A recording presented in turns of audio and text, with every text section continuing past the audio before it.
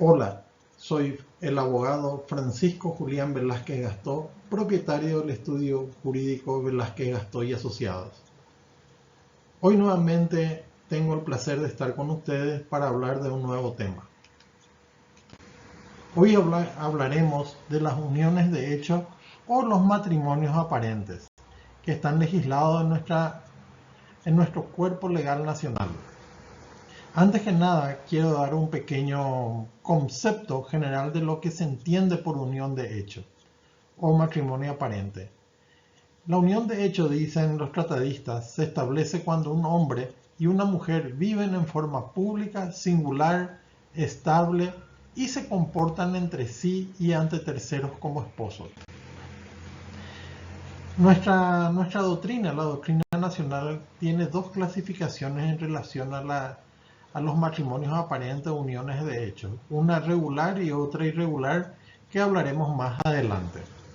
Los caracteres que exige la doctrina, como la legislación entre otros, son la permanencia y cohabitación, la publicidad o notoriedad y la singularidad. A esto agregaremos otras características o otros requisitos que son necesarios para la constitución de una unión de hecho o matrimonio aparente. En nuestro sistema legal, la ley que regula estas uniones la podemos encontrar en la ley que es denominada 1/92. Esa ley, en su artículo 83, define la unión de hecho, y ahora le paso a dar la definición legal, que se entiende como la unión de hecho constituida entre un varón y una mujer que voluntariamente hacen vida en común, en forma estable, pública y singular, teniendo ambos la edad mínima para contraer matrimonio y no estando afectados por impedimentos dirimentes, producirá efectos jurídicos conforme a la presente ley. Eso es lo que dice la ley, y a esos requisitos ahora vamos a hablar, ¿verdad?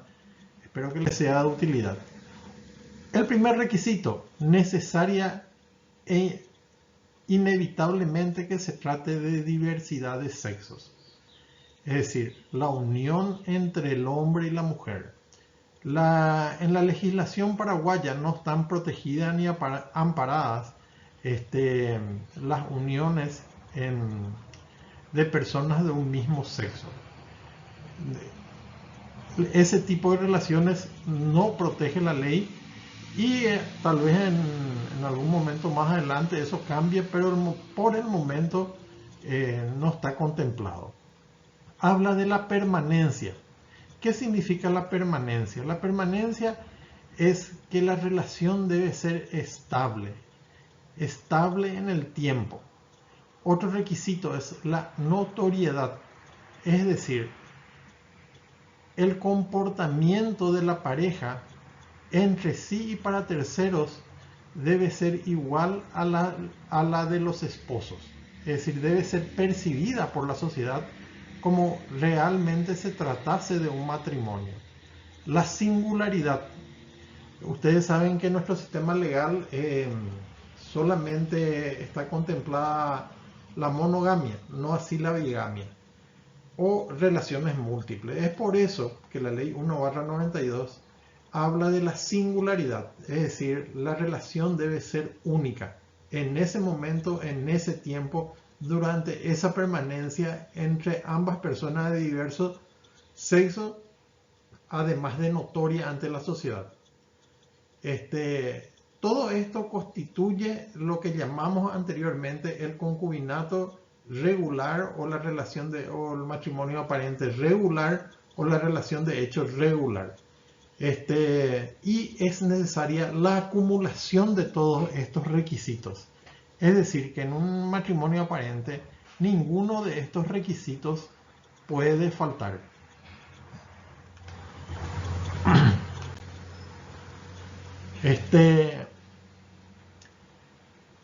¿Qué crea esta relación? Según el artículo 84,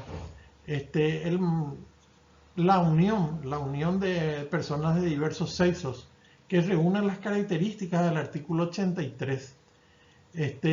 Después de pasado 4 años de duración, crea entre los concubinos una comunidad de gananciales que podrá disolverse en vida de ambos o por causa de muerte, debiendo en los dos casos distribuirse los bienes, los gananciales, entre los concubinos o entre el sobreviviente y los herederos por mitades. Es decir, que el concubino sobreviviente hereda igual al que heredaría una viuda de un matrimonio regular.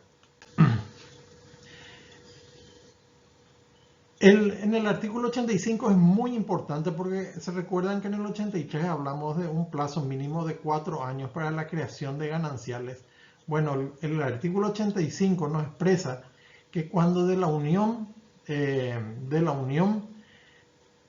hubieran nacido hijos comunes, el plazo de duración se considerará cumplido a la fecha del nacimiento del primer hijo.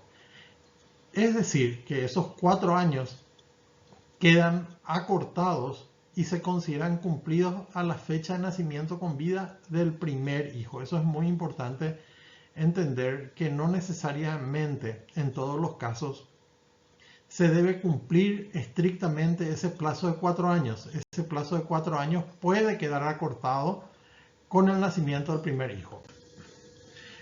El artículo 86 habla de la equiparación al matrimonio regular después de cumplidos los 10 años y establece el sistema para acreditar ese cumplimiento, que se lo hace a través del juez de paz, donde el mismo juez convoca a las partes a oírla y en forma breve y sumaria ordena la inscripción. Esta inscripción tiene los mismos efectos que un matrimonio civil regular. No obstante, esto no quita la protección que se dan en los artículos precedentes respecto a la generación de los bienes comunes o de la comunidad de gananciales entre los miembros de esa unión de hecho, que es el hombre y la mujer, siempre y cuando reúnan todos los requisitos que ya hemos mencionado. El 87 es claro, los bienes comunes habla que son los adquiridos por cualquiera de los concubinos durante la vida en común y están afectados a la satisfacción de las necesidades de la familia e hijos menores. Su administración corresponde a cualquiera de ellos, no así los bienes propios, que son los que cada uno tenía antes de la unión o adquiridos durante ella, por título propio y que están bajo la administración y disposición de su titular. Es decir, que como ustedes se dan cuenta, tiene el mismo régimen patrimonial que un matrimonio común. En el artículo 88 nos habla de los gastos y dice que los gastos que cada uno de los concubinos realice en beneficio de la familia, como las obligaciones contraídas a tal efecto, obligan a ambos y se abonarán con los bienes comunes. Si estos fueran insuficientes, se hará con los bienes de cada uno proporcionalmente. Esto no requiere mayor interpretación. Es la administración de un matrimonio común que no se ha casado con separación de bienes y le da lo más importante que yo no mencioné hasta el momento, que busca proteger la parte más débil de la unión, que generalmente es la mujer y los hijos. El artículo 89 habla de la presunción de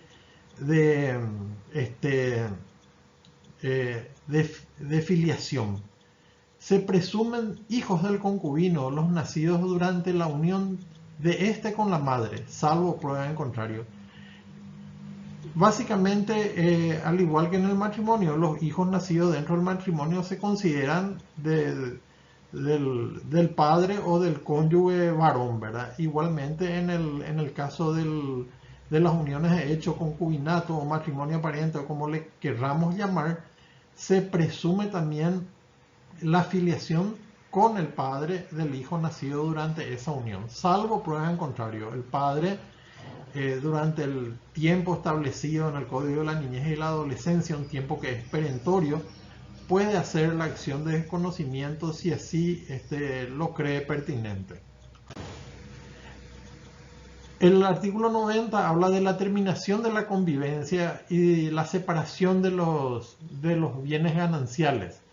Y habla también de una obligación muy importante que tienen los exconcubinos entre sí, que si cualquiera de ellos, por una razón ajena a su voluntad o por una emergencia, no pudiese procurarse alimentos, tanto para el alimento diario, tanto para la habitación, tanto para la salud, el otro concubino está obligado a prestársela mientras dure esa emergencia. Esto también es importante porque, como todos saben, equipara al matrimonio regular y es una obligación solidaria que tienen ambos exconcubinos recíprocamente para brindarse ayuda en caso de necesidad. El artículo 91 nos habla de la terminación del matrimonio por muerte de uno de ellos, y cuando se ha cumplido los 4 años o sobreviene una de las causas, el concubino sobreviviente, superstite en términos legales, concurre con los hijos sobre los bienes hereditarios. Eso no hay discusión, van en partes iguales y heredan en esa forma conforme al derecho sucesorio.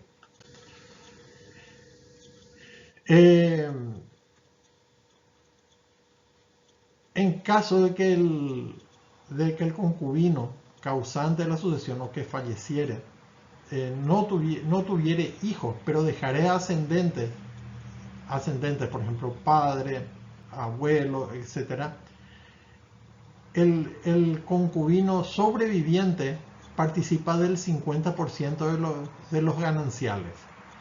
Y si el causante o el concubino que fallece no tuviere descendientes, es decir, hijos, ni ascendientes padres, el concubino que le sobrevive recibe todos los bienes del mismo, excluyendo por tanto a los colaterales. Es decir, que se constituyen único heredero.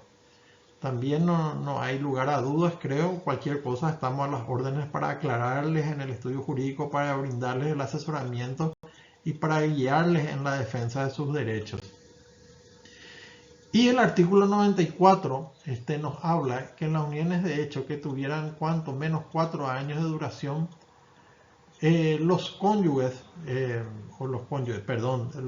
concubino sobreviviente, mejor dicho, tiene los mismos derechos a las jubilaciones, pensiones e indemnizaciones que le corresponderían al cónyuge. También se produce aquí una equiparación de derechos y es muy conveniente este artículo porque asegura la protección del concubino superviviente en el caso de que uno de ellos fallezca y le corresponda o jubilaciones o pensiones o indemnizaciones. También, por supuesto, puede ejercer la representación para el reclamo de estos derechos. Bueno, con esto yo quería traerles a ustedes un pantallazo de lo que son el matrimonio aparente, las uniones de hecho, concubinato, como querramos llamar. Lo importante es aquí entender que la legislación paraguaya, atendiendo a una realidad social que se remonta a épocas de la colonia,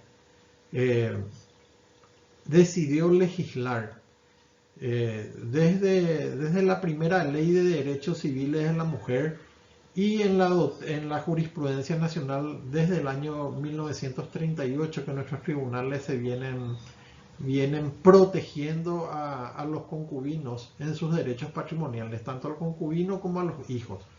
Es como les digo, una legislación muy importante que busca proteger a la mujer y al hijo especialmente sobre los bienes del padre o del concubino masculino. Esta protección se extiende, por supuesto, a él también en caso inverso.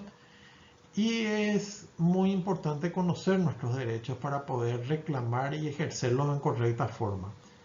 Yo les animo a comunicarse con nuestro estudio jurídico en el enlace que está más abajo del video. Ustedes pueden comunicarse con nosotros.